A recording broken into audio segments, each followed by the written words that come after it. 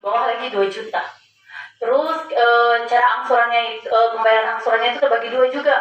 Ada yang bulanan, ada yang istilah grace period.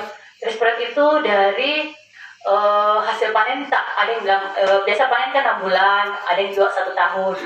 Itu kita bisa kasih seperti itu kalau kita lihat juga dari usahanya. Kalau pertanian ini biasa 1 tahun 2 kali panen Pak ya. Jadi kita kasih dia 6 bulan.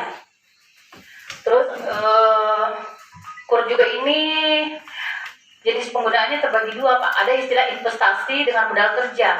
Kalau investasi misalnya Bapak membeli lahan atau mau beli peralatan. Kalau untuk modal kerja kita bisa biayai di seperti pembelian pupuk. Apalagi pembelian sekarang kan udah subsidinya sudah mulai dikurangi. Di bawah bisa ambil kredit KUR. Kalau jangka waktunya untuk investasi itu kita sampai 5 tahun. Kalau untuk modal kerjanya cuma 3 tahun Pak ya. Jadi beda nih kalau kita pembelian aset sama untuk putaran modal kerjanya. Kredit KUR itu ada 2 istilah, mikro sama kecil. Jadi kalau tadi itu mikro untuk investasinya 3 tahun, kalau kecil itu dia 5 tahun, kalau modal kerjanya 4 tahun. Untuk persyaratannya itu yang KUR mikro itu cuma KTP, surat nikah, kartu keluarga, dengan surat keterangan usaha dari desa. Itu plafonnya sampai 25 juta. Untuk 25 juta ke atas sampai 500 itu kita pakai istilah IDB. IDB itu kita mengurus di kantor Sintak. Itu pun kalau persyaratannya tadi itu yang berbeda dari mikro dan kecil itu hanya di IDB Pak ya. Jadi kalau Bapak Ibu ini mungkin kebutuhannya kira-kira berapa Pak? 25 ya? Pupuk Pak ya? Ya, jadi itu cuma surat keterangan dari kelurahan saja. Tidak perlu lagi IDB kan agak ribet Pak ya.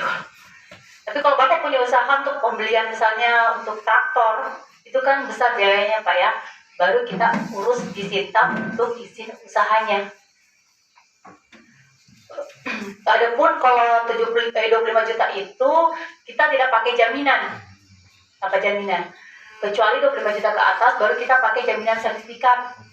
Cuma begini Pak, kalau Bapak pernah ambil kredit KUR di bank lain, sama-sama KUR Pak ya, terus mau bermohon di Bank Sulsel untuk KUR juga, itu kita tidak bisa take over.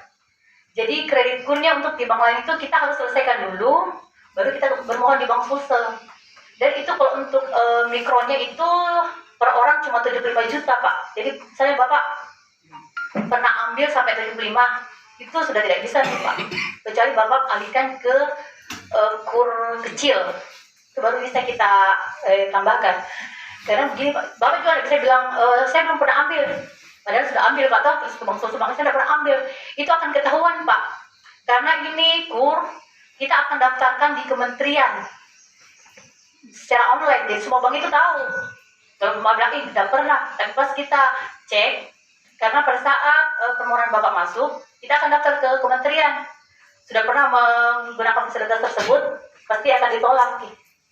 Jadi kalau Bapak sudah pernah fasilitas KUR, lebih baik jujur ke bank tolak, saya sudah pernah, supaya kita bisa carikan jalan. Terus Bapak juga pernah ambil kredit selain KUR Pak ya, misalnya di bank lain, tapi bukan KUR. Itu bisa kita kasih KUR ke Bank Sulsel. Itu tidak akan terbaca untuk di kementerian, karena beda, bukan sama-sama KUR Pak ya. Kalau sama KUR itu yang ditolak. Jadi kalau misalnya kita pernah ambil kredit bisa kita modal kerja biasa, terus ambil pada saat pencairan tidak perlu lunasi dengan kredit KUR yang Bank Sulsel kasih, itu kita bisa sediakan. Cukup sekian penjelasan dari saya. Mungkin ada nanti sesi pertanyaan, kita bisa bertanyakan di berikutnya Bu ya. Terima kasih atas kesempatan yang diberikan kepada saya.